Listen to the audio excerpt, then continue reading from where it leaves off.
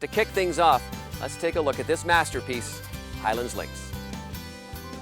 It can be hard to put into words just how breathtaking the Cape Breton Highlands Links is.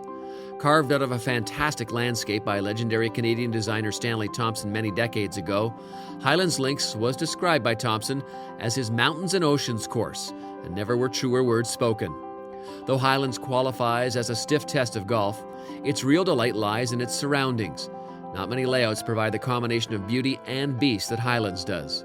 I think it's different from the majority of courses just because of the sheer design, the layout. Every hole is 100% different. There are no similar holes.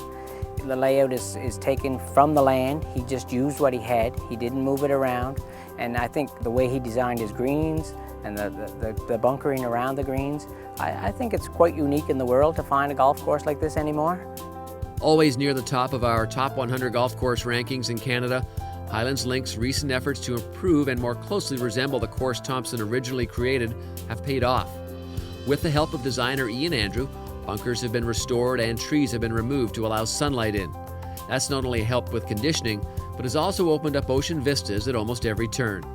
All the bunkering is all back to the original size and shape on all the holes.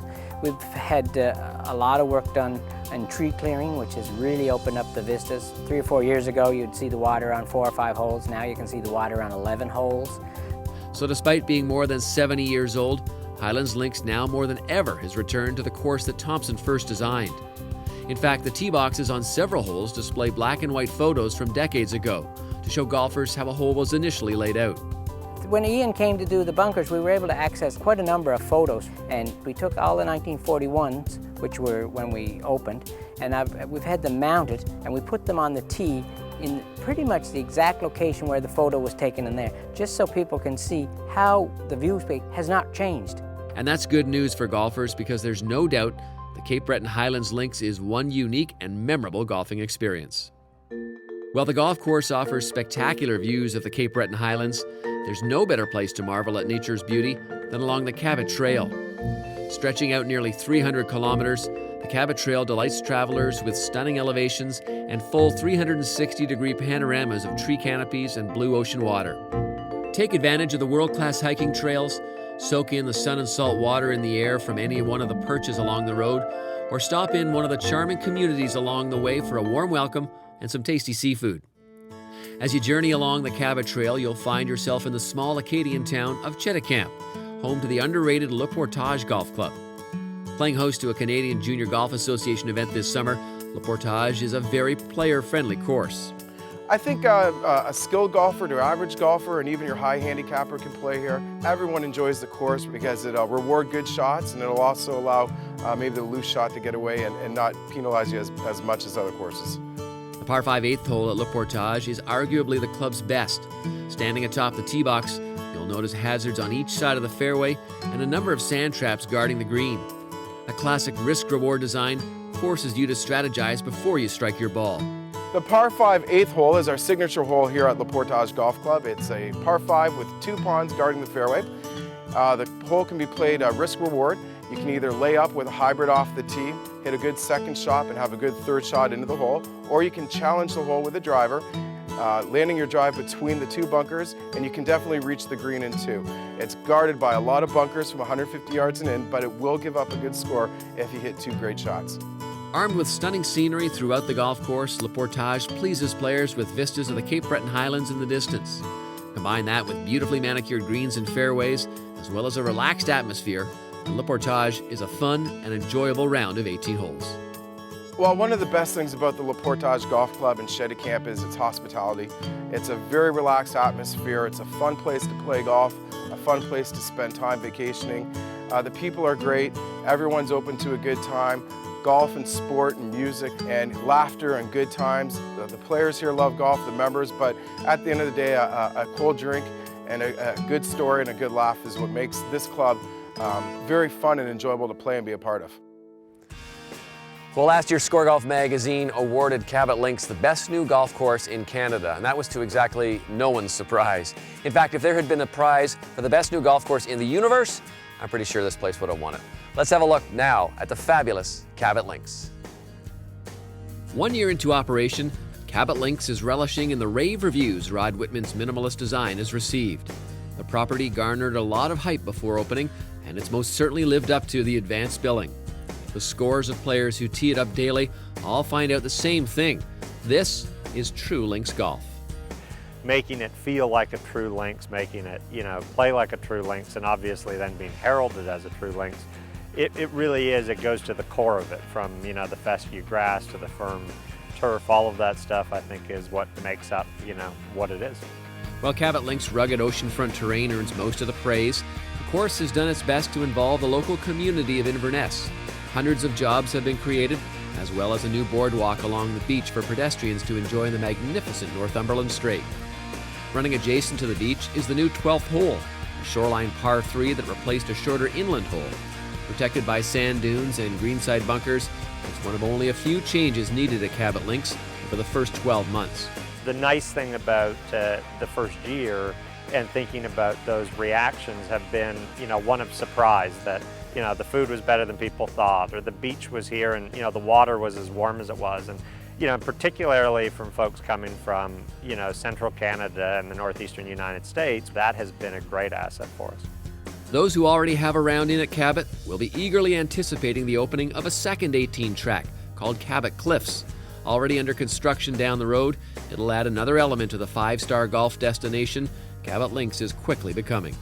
We always knew it was important, and I think seeing the reaction last year be so positive, it really, gave us that push to get going. One course is a curiosity, two is a destination. For now, the Links course will continue to grab all the headlines. With no carts allowed and caddies provided, it's an old world layout in a new age. Well, after you finish playing golf up at Cabot Links, you can come down the road and see something very unique, the first single malt whiskey distillery in North America, Lenora Distillery. Let's have a look. Located within 10 minutes of Cabot Links, the Lenora Distillery provides the perfect après golf excursion. Founded by a local man named Bruce Jardine in 1990, the distillery is a smaller operation compared to most North American facilities, pumping out 50,000 liters of single malt whiskey per year. Once the whiskey is distilled, it's placed in oak barrels for maturation. The process lets the liquor breathe, which emits a distinct aroma throughout the storage warehouse. Sample tastings of the spirits are available as well, but be warned, the 58% alcohol can hit you hard. Well, in some ways, we of course have a different whiskey in every barrel. So one of the things that we do is we do cask selections, and on our gift shop counter we have probably 25 or 30 different whiskeys that are from separate casks. The peaceful 900-acre property hosts tours daily, but if you can't visit the site, bottles of Lenora are available at liquor stores across Canada. Well, overlooking the Bredor Lake, it's the Lakes Golf Club, one of the most scenic courses in Cape Breton, and also the site of this year's Cape Breton Celtic Classic, a PGA Tour Canada stop. Let's take a closer look now at this beautiful Graham Cook design. Entering year 4 of operation, the Lakes Golf Club in Bennion is another of Cape Breton's great courses. Laid out alongside the Bredor Lake and sculpted out of the side of a mountain, the course combines spectacular scenery with terrific golf for all 18 holes. We have 18 unique holes. I think anybody that plays the golf course will see how each hole winds its way through the mountain overlooking the lake. And it's a very fair golf course. This September, the course will play host to the inaugural PGA Tour Canada Cape Breton Celtic Classic, the second last event on the tour schedule. An excited membership and hundreds of eager volunteers will welcome players to this fabulous facility when a tight battle on the money list should allow for some great drama to unfold on the course. Well, we're very excited. PGA Tour Canada Celtic Classic is coming in September 2nd to 8th. So we're going to have a lot of publicity for the island. A lot of the golf courses are involved, but we're obviously the featured golf course with the play being held up the week of the tournament. It's the friendliest place on the planet, and I think the players are going to come experience it and want to come back, and I think it'll have a lot longevity for the tournament. Always a hit with golfers, both amateur and pro, is the picturesque par 4 6th. Set against a wonderful backdrop of the lake, players launch their tee shots into the air from over 150 feet above the fairway.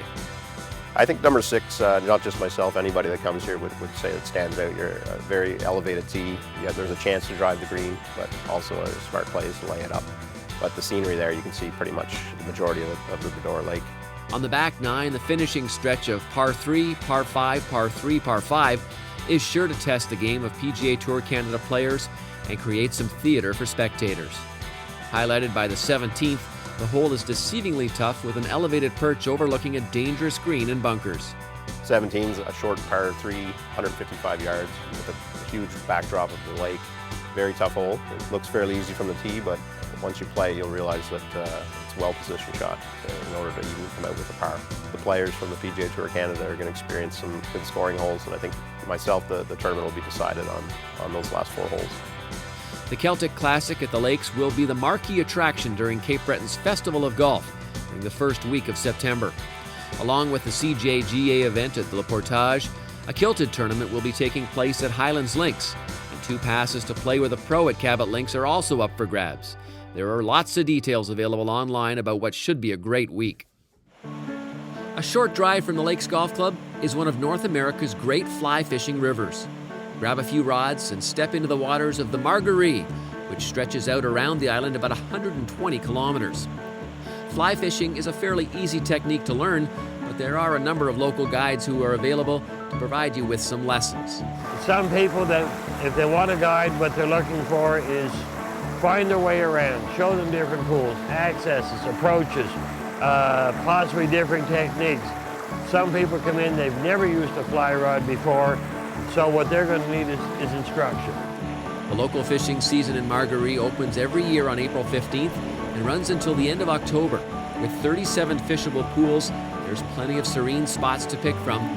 Don't be too disappointed coming away empty-handed. You know, people have got to have an outlet, and you can go out here. If you catch something, fine. If you don't, well, that's not unexpected. But just go out and just let everything drain away.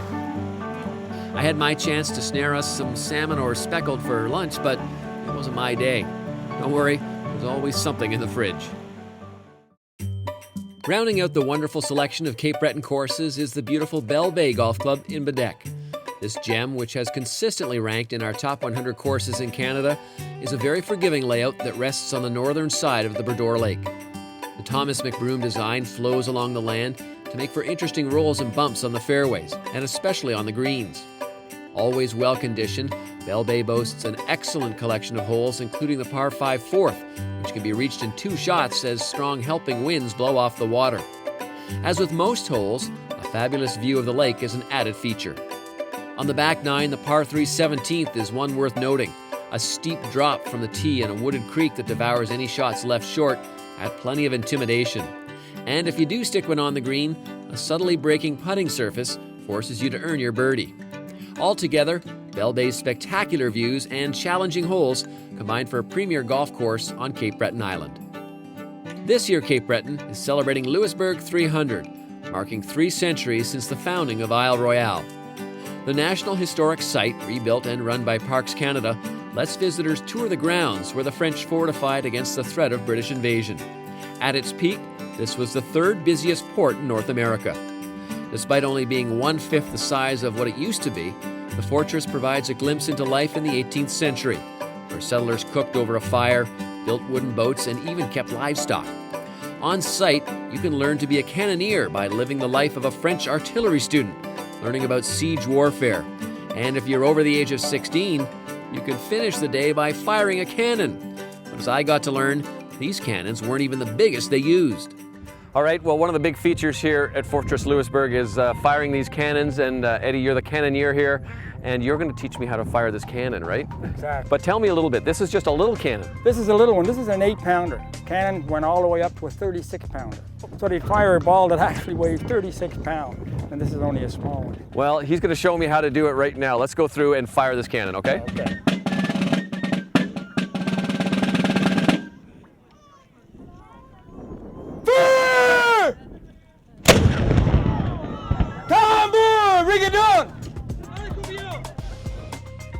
The Fortress of Louisbourg is literally a blast from the past and an experience you won't soon forget.